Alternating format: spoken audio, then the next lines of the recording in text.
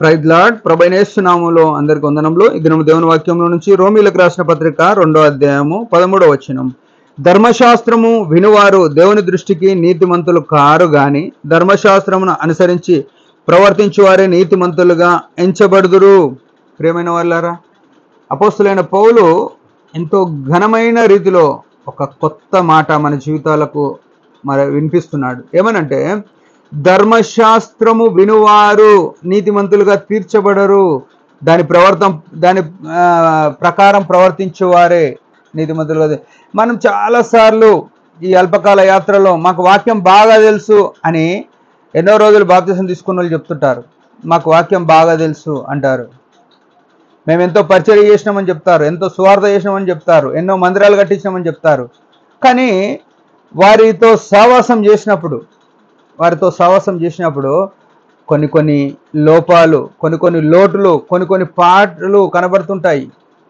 అది ఎవరికి తెలుస్తుంది అంటే ఎన్నుకున్నోళ్ళకి తెలుస్తుంది. దూరం ఉన్న వాళ్ళకి ఏమనిపిస్తుంది అంటే, అరే మంచి బోధకుడు, మంచి సేవకుడు, పెద్ద పరిచారకుడు, ఎన్నో పరిచర్యలు చేసినాడు, ఎంతో మందికి బాప్తిసం ఇచ్చినాడు, ఎంతో సువార్త చేసినాడు అని చెప్తుండొచ్చు.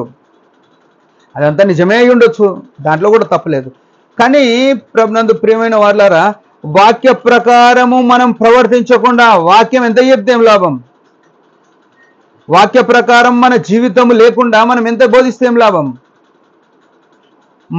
మనం చెప్పే వాక్యము దేవునిది, అదేం అనుమానమే లేదు. నీకు దేవుడు తలంపించినాడు, నువ్వు చెప్పినావు, దాంట్లో తప్పేం లేదు. కానీ నీ వాక్యము, నీ ద్వారా దేవుడు నిన్ను వాడుకొని వినిపించడం వలన ఎంతో మంది క్షేమాభివృద్ధి పొందొచ్చు. అది నువ్వు అన్వయించుకోకపోతే నువ్వు నష్టపోతావు. అది గుర్తుపెట్టుకోవాలి. మన జీవితంలో అది జరుగుతుంది. మన వాక్యం విన్నోళ్ళంతా ప్రయోజకులు అవుతారు, కానీ చివరికి మనము భ్రష్టులుగా మిగిలిపోతామేమో. ఇది చాలా జాగ్రత్తగా ఉండాలి. మనం వాక్యం చెప్పేవారము, వాక్యం వినేవారము, ఆ వాక్యము మన జీవితంలో మన నడకగా ఉండాలి. యేసు రక్తంతో కడగబడిన మనము యేసును ప్రతిబింబింపజేస్తుండాలి. యేసు మనలో కనబడుతుండాలి. మనల్ని చూసిన వాళ్ళు చాలామంది, అసలు వీళ్ళు చర్చికి పోతారా అంటే, మనం చర్చికి పోతామని చెప్పుకోవాల్సి వస్తుంది. ఇది చెప్పడం సబబో కాదో తెలియదు, కానీ ఒక ముస్లిం సహోదరుని చూడండి, వాళ్ళని చూడగానే వీళ్ళు ముస్లింలు అని వారి వస్త్రధారాన్ని బట్టి అర్థమైపోతుంది, వారి మాటను బట్టి అర్థమైపోతుంది. వారు ప్రతి స్థలంలో వారు ప్రతిబింబం చేస్తారు. మనము క్రైస్తవులం అని చెప్పుకోవాల్సి వస్తుంది. సరే, చెప్పుకుంటే తప్పేం లేదు, దాన్ని బట్టి అతిశయించాలి. చెప్పిన తర్వాత మనతో కొన్ని రోజులు వాళ్ళు ట్రావెల్ అయినాక, ఒక 6 నెలలు, 1 సంవత్సరం మనతో వారు గడిపితే మనలో ఉన్న లోటుపాట్లు వాళ్ళు బయట పెడతారు. వాడేం చర్చిపోతాడు, వాడేం బోధ చేస్తాడు, వాళ్ళ బోధ కరెక్ట్ లేదు, వాళ్ళ ప్రవర్తన కరెక్ట్ లేదు, వాళ్ళ ఇంట్లో సరిగా ఉండరు, వారి ఇంట్లో అన్యోన్యత లేదు, వారి భార్యాభర్తల మధ్యన గొడవలు, వారి పిల్లలు ఈ లోకంలో ఇల్లీగల్ యాక్టివిటీస్లో పాల్గొంటున్నారు. ఇట్లాంటివి చెప్పినప్పుడు మనం ఏం బోధ చేస్తే ఏం ప్రయోజనం అన్నారా? దానివలన ఎవరికి మేలు? ఖాళీ నీ అంతలు నువ్వు, నా అంతలు నేను సాటిస్ఫాక్షన్ అవుతుండొచ్చు, మనం సంతృప్తి చెందుతుండొచ్చు. నేను మంచి బోధ చేసిన, నేను చాలా బాగా వాక్యం చెప్పిన, నన్ను చూసిన వాళ్ళు మెచ్చుకుంటారు, ఎవరో కొత్త వాళ్ళు మెచ్చుకుంటారేమో. కానీ ప్రభుకు ఏమాత్రము మహిమ రాదు.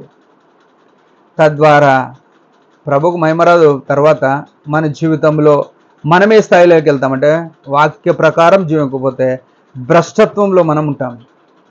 మన వాక్యం విన్నోళ్ళు పరలోకం పోతారు, మనం ఎక్కడ పోతామంటే తీర్పులో నిలబడవలసి వస్తుంది. తీర్పు పాలు కాకుండా మనం ఏం చేయాలంటే, వాక్యం ఏదైతే చెప్తున్నామో, పరిస్థితులు వస్తాయి, అనుమతించబడతాయి మన జీవితంలో. వాక్య ప్రకారం నిలబడ్డప్పుడు కష్టాలు వస్తాయి. లోకము మిమ్మును ద్వేషించును, ద్వేషించకపోతే మీరు దుర్బీజులే అని బైబిల్ చెప్తుంది. అంటే యేసు ప్రభువును ద్వేషించినప్పుడు నిన్నుగా ద్వేషిస్తారు. యేసు ప్రభు సర్వ సృష్టికర్త అయిన దేవుడు, భూమికి ఆకాశానికి సృష్టికర్త, మాట చేత సమస్తము కలుగజేసిన ఆ దేవుడే ఉమ్మివేయబడితే నేనేమనుకుంటామంటే దండలు వేయించుకోవాలి, దండాలు పెట్టించుకోవాలి, మనం గౌరవంగా బతకాలి అని కోరుకుంటున్నాం. ఇది క్రైస్తవ జీవితమే కాదు మనలో. అందుకే అపొస్తలుడైన పౌలు, కొదువగా ఉన్న గాయములు నాలో నెరవేరినట్లుగా క్రీస్తు నా జీవితంలో అనుమతించినాడు అంటాడు. ఆయన ఏవైతే కొదువగా ఉన్నాయో అంటున్నాడు. ప్రియమైన సహోదరులారా, అన్నలారా, మనము ప్రభు వాక్యం విని దాని ప్రకారమే, వాక్యానికి భిన్నంగా మన జీవితం ఉండొద్దు. అంటే చర్చికి వచ్చినప్పుడే కాదు, ఇంట్లో కూడా, సమాజంలో కూడా, బయట కూడా మనల్ని చూసిన వాళ్ళు ఇటు వాక్యానుసారంగా పోతుర్రు అనేటట్టుగా ఉండాలి. భక్సింగ్ గారిని అన్నారంట ద మూవింగ్ బైబిల్ అన్నారంట, కదులుతున్న బైబిల్ అన్నారంట. మనం అట్లుంటే ఆశీర్వాదం.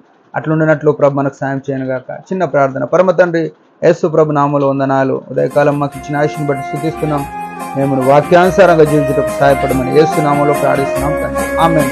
మీరందరి పరిచర్య గురించి భారంగా ప్రార్థన చేయండి. Praise the lord.